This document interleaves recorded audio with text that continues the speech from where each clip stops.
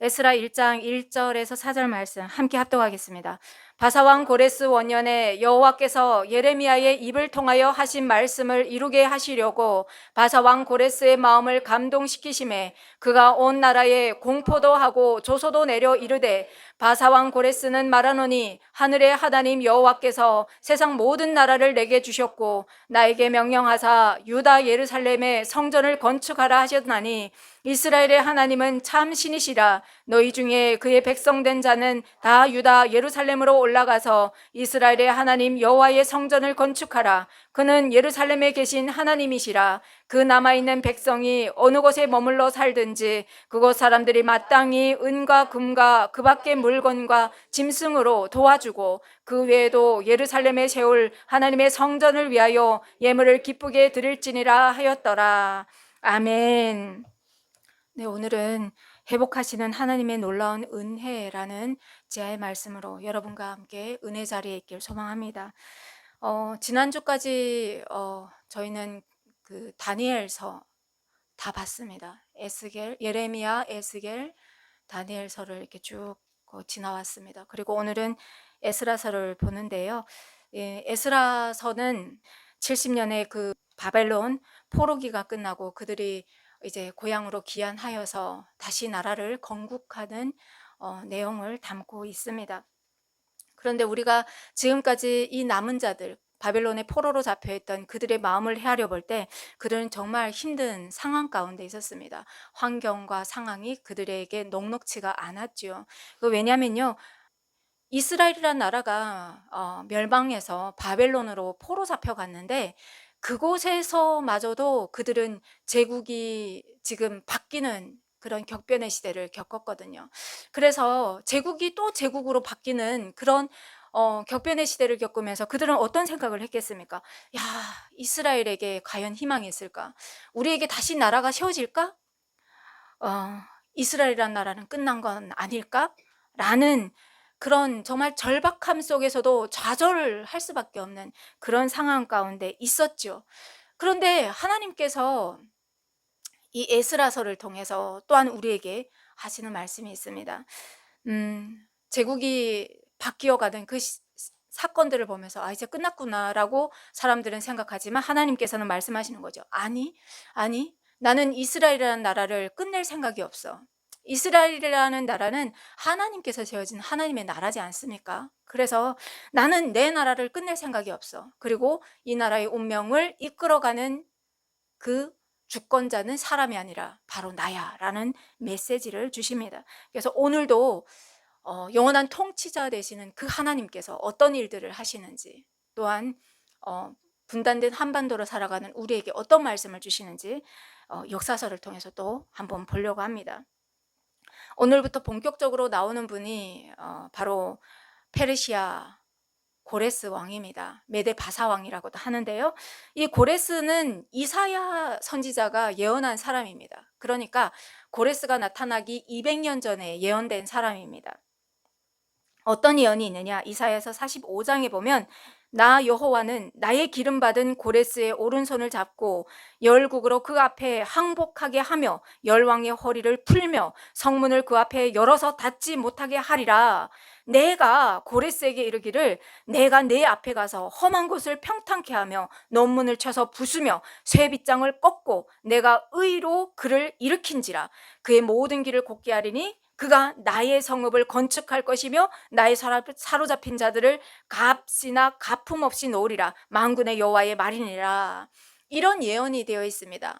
그냥 들었을 때는 그냥 우리는 아멘 할 수 있는데 역사적으로 일어난 일이에요. 어떤 일들인지 좀 또 역사적인 배경을 들어야 오늘 우리가 합독한 이 말씀, 그렇잖아요.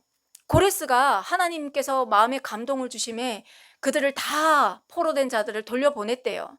그러면 우리 생각하는 거 있지 않습니까? 고레스는 그러면 무슨 이익이 있지? 그 사람은 어떤 이득이 있어서 놓아줬을까? 그 사람이 얻는 것은 무엇일까? 이런 게 사실은 우리가 가장 궁금한 겁니다. 근데 하나님께서 운행하시는 이 역사가 알아야 고레스의 마음이 납득이 되는 거죠. 그래서 고레스에게 일어난 일들을 좀 보려고 합니다. 자, 이 말씀은 이사야 45장의 이 말씀은 메데바사가 페르시아가 그 바벨론을 점령할 때 있었던 일입니다. 이 성읍은 어떻게 생겼냐면요, 이중으로 되어 있습니다. 외벽이 있고, 외벽으로 성이 하나 둘러싸여 있고, 그리고 또 안에 성읍이 또 따로 있습니다. 그런데 밖의 성읍과 안쪽에 있는 외벽과 내벽을 쌓는 그 가운데로 유브라데스 강이 흐릅니다. 그래서 이 바벨론 성읍으로 들어가려고 하면 다리를 건너야 됩니다. 그 다리는 적들이 올 때는 이렇게 일어나서 거치는 다리입니다. 그리고 밖에서 어떤 문물들이 들어갈 때는 다리가 다시 이렇게 놓이는, 접었다 다시 폈다 하는 다리입니다. 이런 다리가 있는데 그 유브라데스 강, 그 깊고 넓은 강이 해자가 되어서 이렇게 바벨론 성을 둘러싸고 있기 때문에 난공불락의 요새입니다. 아무도 바벨론 성읍을 공격해서 점령하기가 어렵습니다. 자, 이런 성을 지금 메데바사 고레스가 지금 점령하려고 들어가고 있습니다. 아무리 뛰어난 고레스라고 해도 절대로 이 사람의 키 높이를 몇 곱씩이나 뛰어넘는 그 물을 도저히 건널 길이 없는 거죠. 그래서 고레스가 화가 치밀어 오르는 거예요. 바벨론이 지금 눈앞에 있는데 점령할 수가 없어요. 고레스가 아무리 화를 내어도 다른 방법이 없습니다. 이렇게 이 둘러싸고 있는 유브라데스를 바라보다가 고레스가 그런 생각을 합니다. 뭐 안 되면 되게 해야지 라는 생각이라도 한 듯이 갑자기 고레스가 일어나서 병력을 개편하기 시작합니다. 자, 어떻게 하냐면요, 유브라데스가 흐르는 바벨론 성읍을 둘러싸려고 나오는 그 물 입구에 군사들을 위치하고, 그리고 성읍을 문 어귀에 있는 거기에 또 군사들을 배치하고, 그리고 다른 강으로 흘러나가는 그 입구에 또 군사들을 배치합니다. 그러고 나서 어떤 일들 하느냐, 제일 입구 쪽은 막아서 해자를 막습니다. 막고 문 쪽으로 가는 쪽은 이제 다른 길을 뚫는 겁니다. 말하자면 도랑을 파기 시작합니다. 그래서 그 물들이, 고인물들이 다른 데로 빠져나갈 수 있도록 도랑을 파서 물 수위를 낮추는 일을 합니다. 그래서 성경 말씀에 보면 고레스가 아낙네들이 치마폭을 걷고 건널 수 있을 정도로 이 해자를, 이 물길을 아예 낮춰가지고 바벨론으로 쳐들어가는 일이 있습니다. 자, 그런데 이 내용이 지금 이사야서 45장에 지금 기록된 말씀입니다. 다시 볼까요? 하나님께서 말씀하십니다. 나 여호와는 나의 기름받은 고레스의 오른손을 잡고 열국으로 그 앞에 항복하게 하며 열왕의 허리를 풀며 성문을 그 앞에서 열어서, 하나님께서 열어주시겠대요. 그리고 닫지 못하게 하리라. 내가 고레스에게 이르기를 내가 내 앞에 가서 험한 곳을 평탄케 하며 문을 쳐서 부수고 셋빗장을 또 꺾고 내가 의로 그를 일으킨지라. 하나님께서 200년 전에 고레스가 할 일들을 낱낱이 예언하셨습니다. 예언된 사람 맞죠? 자, 그래서 고레스가 위풍당당하게 바벨론으로 들어갑니다. 그럼 들어가면 외벽이 있지 않습니까? 외벽 성입니다. 그것도 성이니까 거기 들어가면 군사들과 싸워야 되죠. 그래서 밖에서 막 불길이 일고 사람이 죽는 아우성 소리가 나고 막 점령하는 소리가 나는데, 지금 성읍에 있는 벨사살 왕은, 바벨론 왕은 예루살렘에서 갖고 온 성 기물들을 가져내다가 거기에 포도주를 붓고 술에 가득 취해서 우상을 숭배하면서 노래하고 있었습니다. 왜냐하면 믿었거든요. 여러분, 고레스가 이렇게 해서 들어온다는 것을 바벨론 왕 벨사살이 알았다고 하면 과연 취할 수 있었겠습니까? 죽음이 지금 코앞인데 과연 취할 수 있었겠습니까? 그리고 군사들을 대비해서 싸우도록 했겠죠. 그리고 고레스가 들어오면 죽기 살기로 싸웠겠죠. 그런데 몰랐던 겁니다. 고레스가 설마 이렇게까지 그 물길을 다 낮춰서 들어올 거라고는 생각을 못했습니다. 그래서 부어라 마셔라 포도주에 취해서 하나님을 반역하고 나오는 이런 일들을 합니다. 춤추고 흥청거리고 놀았던 거죠. 자, 이렇게 바벨론에 들어온 고레스는 그러면 어떤 마음이었겠습니까? 내가 이렇게 높은 깊은 해사도 뚫고 들어왔는데, 바벨론을 그냥 접수했는데 이 사람의 교만은 얼마나 높았겠습니까? 그 자만심이라는 건 사람이 형용할 수 없는 그 자아가 이렇게 형성되어 있었겠죠.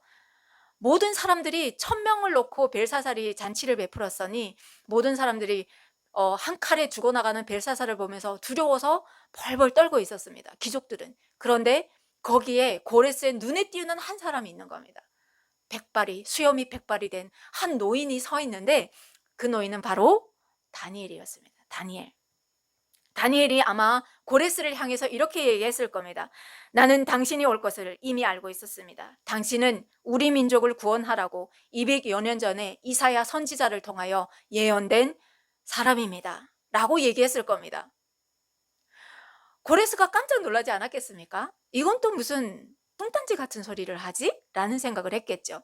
그때 아마 다니엘은 이사야서를 펼치면서 당신을 향한 고레스라는 그 이름 석자를 내보이면서 하나님께서 예언하신 그 말씀을 아마 보여줬을 겁니다. 그래서 고레스가 오늘날 이렇게 고백을 하는 겁니다. 하늘의 하나님 여호와께서 세상 모든 나라를 내게 주셨다. 결코 사람이 뚫을 수 없는 그 바벨론을 하나님께서 200년 전에 이미 내가 할 일들을 다 예언하시고 오늘날 나에게 지혜를 주셔서 이런 일들을 행하셨다라는 것들을 고레스가 지금 고백하고 있는 겁니다. 그래서 그 하나님께서 나에게 명령하사 유다 예루살렘의 성전을 건축하라 하셨으니 이스라엘의 하나님은 참 신이시다. 그러니 모든 유다 사람들은 다 돌아가라. 가서 하나님의 성전을 건축하라. 그게 나에게 주신 명령이다. 여러분, 오늘 말씀이 지금 납득이 가십니까? 네, 이런 배경을 가지고 있습니다. 이 배경을 모르면 이방왕 고레스가 과거의 포로들이라고 하면 거대한 돈이고 막대한 부인데 왜 그들을 그냥 아무 일 없이 놔줬지? 라는 것들을 우리가 볼 수가 있는 거죠. 자, 이들이 고향으로 돌아갑니다. 고향으로 돌아가는데 여러분이 다 아는 것처럼 이스라엘이 멸망하고 남유다가 멸망하고 바벨론으로 포로 잡혀갈 때 한 번에 잡혀가지 않지 않습니까? 3번에 거쳐서 이렇게 포로로 잡혀갑니다. 그때처럼 돌아올 때도 나뉘어서 이렇게 3번에 거쳐서 돌아오게 되죠. 그래서 1차로 나선 사람들이 몇 명이 나섰느냐라고 말씀을 보니까 2장에 보니까 온 회중의 합계가 42,460명이래요. 그리고 그 외에 그 귀족들을 섬기던 남종과 여종이 있는데 그 사람들이 7,317명. 그리고 노래하는 사람들, 오늘날로 말하면 성가대입니다. 성가대. 이분들이 200명가량이 온답니다. 그러면 몇 명입니까? 약 5만여 명이 지금 1차 포로로 돌아오는 겁니다. 많은 행렬의 무리가 지금 오고 있겠지요. 여러분, 근데 이 사람들의 어느 지파에서는 몇 명이라고 성경에 낱낱이 이렇게 기록합니다. 왜 기록한다고 생각하십니까? 왜? 우리도 분단된 한반도지 않습니까?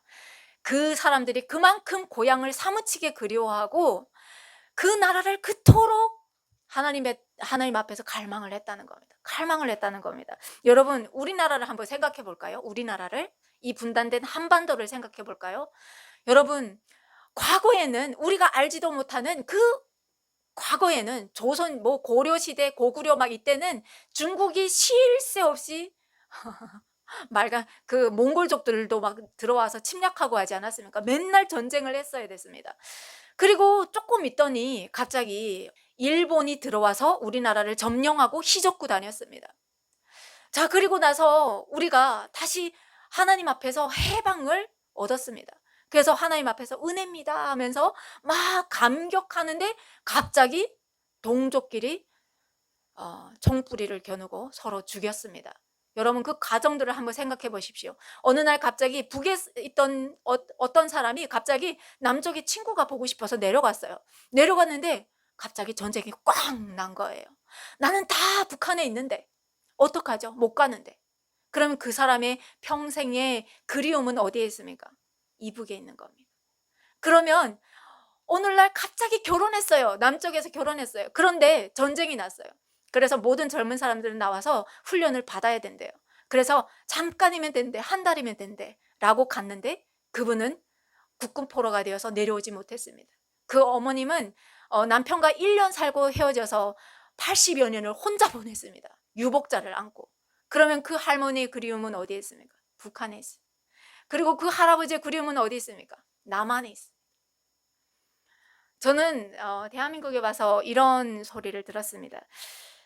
평생 북한의 고향을 두고 가지 못했던 그분들이 하나님께서 하나님의 때를 열어주시면 나는 죽어서라도 그 땅에 한번 가보고 싶다. 그러니 내 뼈가루라도 거기에 한번 좀 가게 해다오. 내 부모님 묘 옆에 좀 가게 해다오. 지금 이 돌아오는 사람들의 그리움은 그 그리움입니다. 간절한 그리움. 우리가 드디어 고향을 밟는구나. 우리 부모님이 말씀하시던 그 고향을 밟는구나.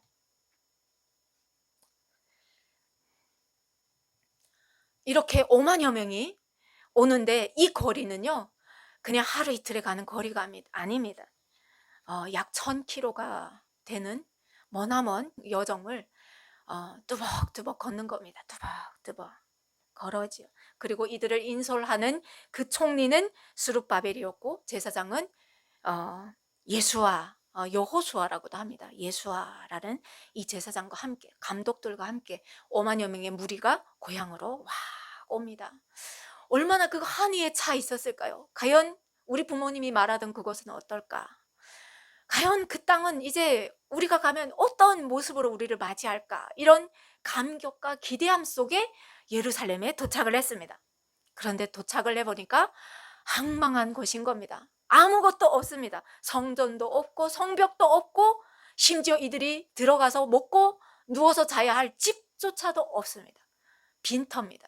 예레미야서를 보면 하나님께서 이 남유다를 하나님 앞에서 그토록 완악한 이 유다를 때리면서 하나님께서 말씀하십니다. 이 땅을 황폐한 땅으로 만들리라. 사람이 언제 살았던가 라고 생각할 정도로 여우들이 뛰놀 정도로 깊은 숲이 우거진 곳으로 만들겠다고 말씀하셨습니다. 그런 곳으로 이들이 다시 돌아왔습니다. 그러면 여러분이라고 하면 이런 곳이라고 하면 어떻게 하겠습니까? 주저앉겠습니까? 성경은 말씀합니다. 이들은 주저앉지 않았대요. 주저앉지 않았대요. 이들이 와서 제일 처음 한 것은 우리가 살 집을 먼저 만들어야지. 우리가 일단 먹고 살아야 될 거 아니야.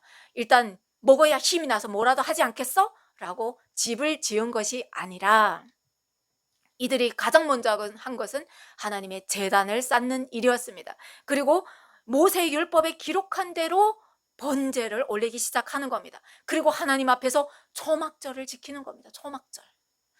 하나님은 늘 말씀합니다. 너는 누구야?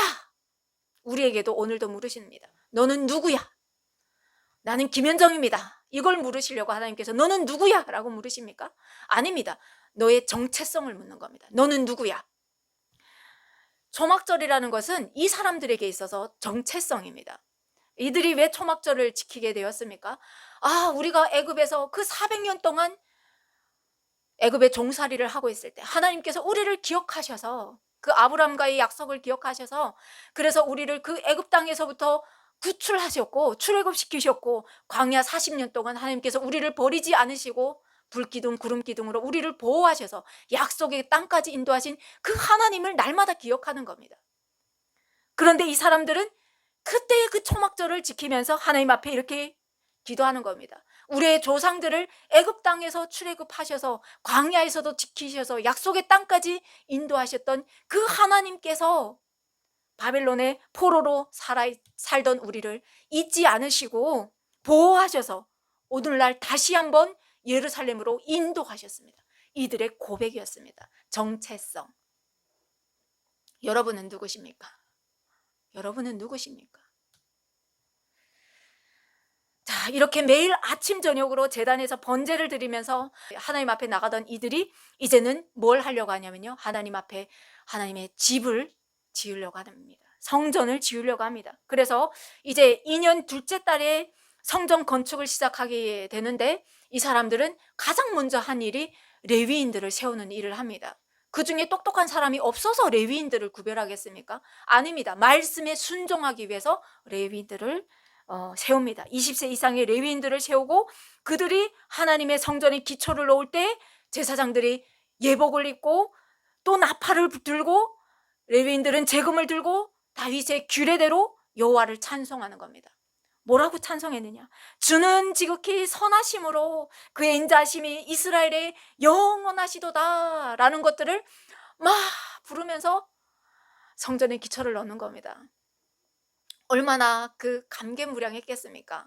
아, 제국이 바뀌는 속에서 과연 우리에게 소망이 있을까? 하나님, 다시 이스라엘이라는 나라가 회복될까요?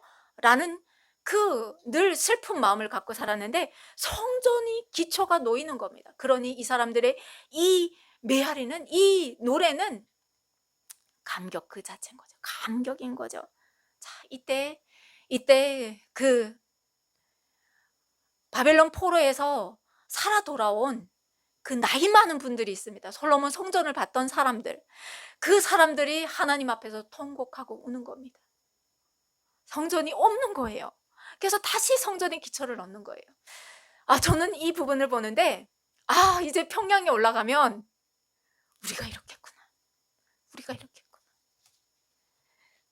회개하는 마음과 더불어서 하나님 앞에 그 감사하는 마음이 이 사람들의 마음을 이제 우리가 이제 평양에 올라가서 다시 한번 그 장대현 교회가 다시 주님 앞에 회복될 때 우리가 다시 한번 주님 앞에 이렇게 울겠구나. 감격하겠구나. 기쁨의 함성이 나오겠구나.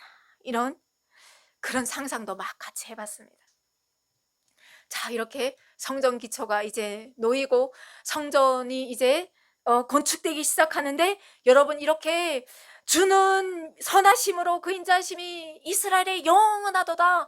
그 5만여 명이 같이 막 함성 부르며 나팔 불며 막 기쁨의 환호성이 와 하는 소리가 울려 퍼지니까 이웃들이 듣지 않겠습니까? 이웃들이. 그래서 그 사마리아인들이 나오는 겁니다. 그 사마리아인들이 스룹바벨과 족장들에게 나와서 얘기합니다. 우리도 너희와 함께 건축하게 하라. 우리도 너희같이 너희 하나님을 찾노라. 이런 고백을 합니다. 그런데 성경이 기록합니다. 유다와 베냐민의 대적이라고 이 사람들을 지칭을 합니다. 여기서 우리가 풀리지 않은 숙제들이 늘 있지 않았습니까? 아니, 하나님이 성전을 건축하겠다고 나오는데 왜 이들을 이토록 그냥 막 내밀고 참여 못하게 하고 하나님 앞에 오겠다는데 왜 못하게 하느냐, 막 이런 생각들이 들지 않습니까? 그런데 이 사람들에 대해서 알아야 우리가 그 의문점을 풀 수가 있습니다. 이 사람들은 어떤 사람들이냐? 이 사람들이 고백해요. 스가랴서 4장에 보면 아수르 왕 에살핫돈이 우리를 이리로 오게 한 날부터 우리가 하나님께 제사를 드리노라 라고 고백해요. 이게 무슨 말이냐면요, 열왕기하 17장에 보면 아수르 사람들이 이 사마리아로 이주해서 살게 됩니다. 그때 에살핫돈 아수르 왕은 이렇게 이주 정책을 펴지 않았습니까? 그건 왜냐하면 민족과 민족을 섞이게 하는 겁니다. 그래서 정체성을 혼속시키는 거죠. 이게 막 믹스시키는 거죠. 여러분 생각해봐요. 엄마가 한국 엄마고 아빠가 미국 사람이다 하면 우리는 분명해. 나는 한국 사람, 아빠도 나는 미국 사람. 그런데 이 아이는 자라면서 나는 국적이 어디지? 헷갈리기 시작합니다. 그런데 이게 아빠 나라와 엄마 나라가 화목할 때는 아무 문제가 없어요. 근데 이 아빠 엄마하고 아빠 나라와 엄마 나라가 안 좋다, 사이가 안 좋다. 말하자면 한국 사람하고 일본 사람이 살 때, 그래서 일본 사람이 한국에서 살 때 초긴장해서 산다고 하지 않습니까? 3.1절 아니면 한일전 막 이럴 때 초긴장해서 산대요. 말 실수를 할까 봐. 그 정도로 긴장 상태라고요. 그러면 이 아이들은 정체성이 약간 헷갈리는 거죠. 아수르는 이걸 원했던 거죠. 그래서 사마리아 사람들은 아수르로 이주시키고 아수르 사람들을 사마리아에 이주시키는 일이 있었습니다. 그런데 이 사람들이 왔을 때는 당시 고대 근동은 신들의 전쟁이었지 않습니까? 그러니까 이 사마리아 신 여호와라는 신은 이 사람들에게는 패전국 신인 거예요. 그러니 하나님 앞에 예배자로 서지 않는 거지요. 그래서 하나님께서 이 사마리아 사람들을 친 일이 있었습니다. 그래서 여러 사람이 막 죽어나갔어요. 그래서 이 사람들이 아수르 왕에게 나가서 에살하돈에게 나가서 우리가 여호와 신 이 신을 섬기지 않았더니 우리를 칩니다. 그래서 또 어떻게 합니까? 그러면 아수르에서 제사장 하나를 데려다가 그 신을 어떻게 섬기는지 배워서 해라. 그러면 여러분 여기까지 봤을 때 이 사람들은 이스라엘 사람입니까? 아닌 거예요. 아수르 사람인 겁니다. 아수르 사람. 심지어 이 제사장은 우리가 생각하는 전통의 제사장이 아닙니다. 정통이 있는 제사장이 아닙니다. 열왕기상 12장에 보면 이 나라가 분열이 될 때 여로보암이 그럽니다. 레위 지파 중에서 제사장을 세워야 되지만 이 사람은 레위 지파 중에서 제사장을 세우지 않습니다. 보통 사람들 중에서 하나님을 율법을 잘 모르는 사람 중에서 내가 제사장 하고 싶습니다 하는 사람을 막 시켰어요. 그래서 모든 제사장들이 대거 남유다로 내려오는 일이 분열 왕국 때 있었습니다. 그러면 북이스라엘에 있는 이 제사는 제대로 된 제사겠습니까? 아닙니다. 유사 종교를 만들어내고 금송아지를 섬기고 유사 절기를 만들어낸 겁니다. 이런 애들이 하나님 앞에 예배를 드렸다고 하면 그러면 이거는 하나님 앞에 예배입니까? 아닙니다. 우상에게 드리던 예배였다는 겁니다. 그래서 총독 수룹바벨과 제사장 예수아가 안 돼라고 하면서 우리 하나님의 성전을 건축하는데 너희가 우리와 무슨 상관이 있느냐. 우리는 왕 고레스, 저 황제, 페르시아 황제 고레스가 우리에게 해라 하기 때문에 이 일을 하니까 이건 우리 일이지 너희 일이 아니니 간섭하지 말아라 라고 얘기합니다. 그래서 우리가 잘 아는 성전 건축에 방해하는 일들을 이 사람들이 하기 시작하는 거지요. 바사왕 고레스의 시대부터 바사왕 다리오가 즉위할 때까지 관료들에게 뇌물을 주어서 이스라엘의 계획을 막았고요. 또 아하수에로가 즉위할 때 상소를 올립니다. 예루살렘에 대해서 어떤 상소를 올리느냐. 왕이시오, 왕은 아십시오 라고 얘기하면서 이 완악한 자들이라고 표현합니다. 이 이스라엘을 이 악한 성읍을 건축하는데 기초를 수축하고 성곽을 건축합니다. 그런데 왕이시여 아십니까?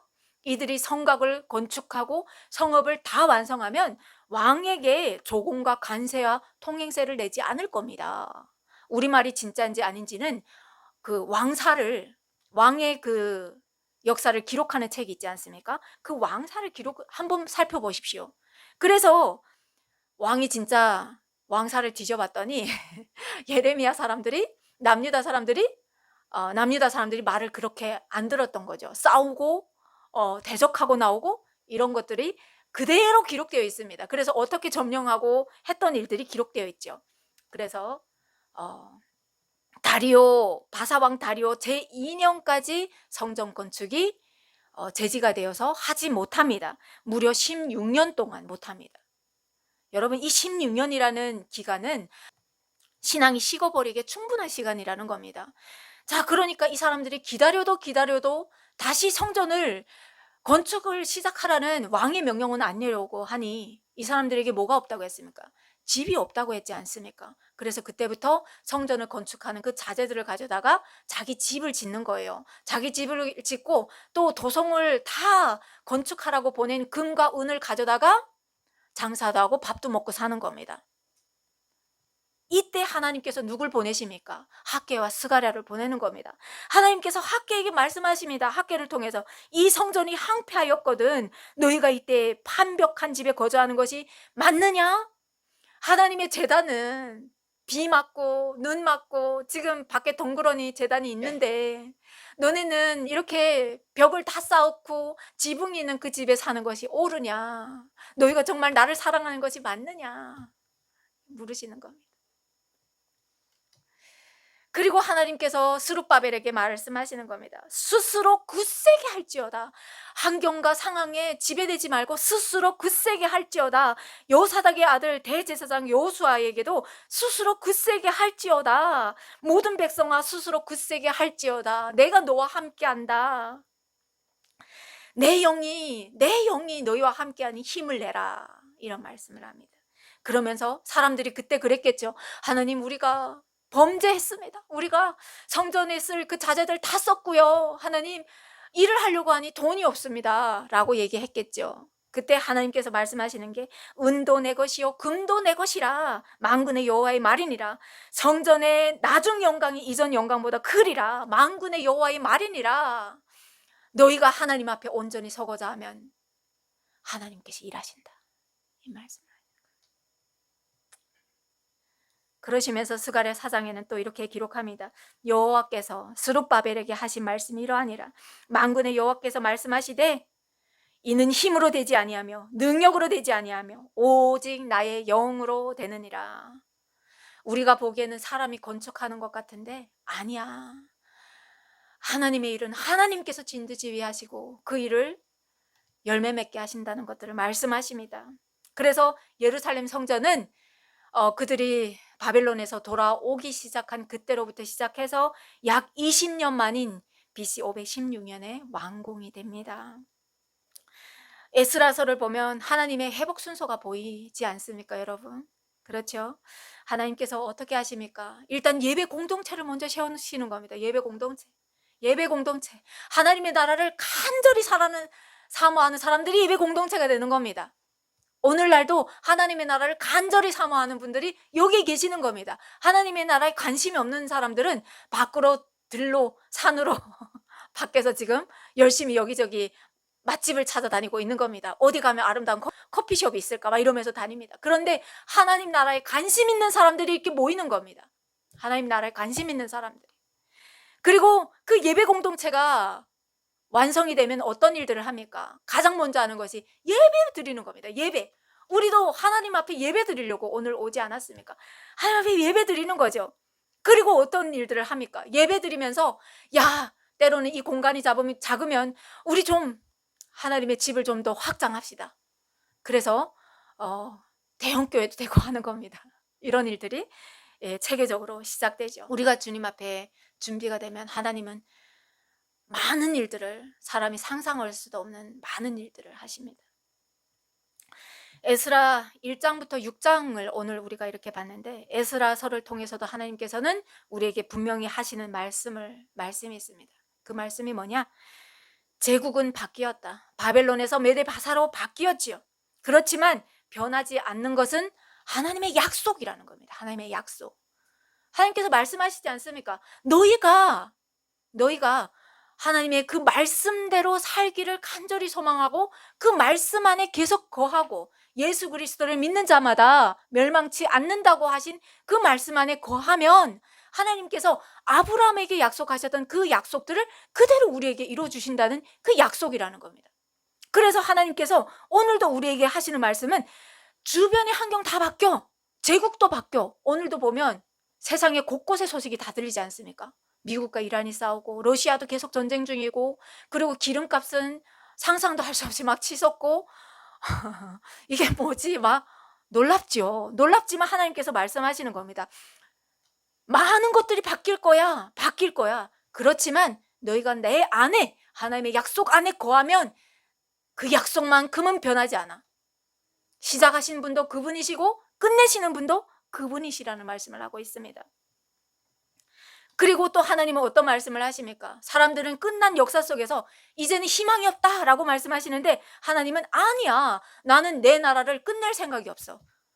예수님께서 재림하셔서 다시 오시는, 심판주로 다시 오시는, 우리가 다시 휴거되어서 올라가는 그날, 하나님 앞에 다시 가시는, 우리 하나님의 나라에 입성되는 그날까지 하나님께서 주관하신다. 하나님은 계속 새 일을 하신다 라는 말씀들을 하시는 거죠. 그래서 다니엘이 기도하던 때 하나님은 이미 고레스를 움직이고 계셨다라는 것들을 역사서를 통해서 보게 하시죠. 그래서 하나님은 포로된 백성을 돌아오게 하셨고요. 무너진 성전을 다시 세우셨고요. 그리고 또 그 무너진 성전, 외형적인 신앙으로 갈팡질팡하는 우리에게 하나님은 우리의 마음 가운데 성전을 세우시고 함께 하시기 위해서 이 땅 가운데 오셨다는 것들을 말씀하고 있습니다. 우리 인생 가운데도 그런 인생은 있습니다. 누가 어쩌지 않았지만 살아가는 그 환경 속에서 폐허와 같은 상황을 만날 때도 있습니다. 도저히 이 기간은 언제 끝나지? 언제면 끝날 수 있을까? 언제면 다시 내 삶이 회복될까? 이런 생각을 가질 때도 있습니다. 믿는 사람이라고 이런 고난이 오지 않는 것은 아닙니다. 그런데 하나님께서 우리에게 하시는 말씀이 있죠. 스스로 강건해서 일어나라. 내가 너와 함께한다. 내 영이 너를 붙들고 있으니 지금이 끝이 아니라 내가 하는 일을 네가 볼 때다라고 말씀하고 있습니다. 하나님은 끝난 것처럼 보이는 역사 속에서도 회복의 이야기를 계속 써나가신다는 것을 믿고 이 한 주도 영원한 승리자 되신 그 예수님과 함께 승리하는 저와 여러분 되기를 간절히 소망합니다. 기도하겠습니다. 하나님 아버지 감사합니다. 오늘도 주님 앞에 나와 간절히 주님의 말씀에 순종하여 살기를 간절히 소망하는 한 사람 한 사람의 눈을 밝혀주셔서 오늘도 여전히 역사하시고 새 일을 행하시는 하나님을 바라보게 하시니 감사합니다. 이 한 주도 주님께서 우리를 인도하시고 승리의 삶 가운데로 힘 주시고 인도하실 줄 믿사옵고 감사드리오며 예수님의 이름으로 기도드립니다. 아멘.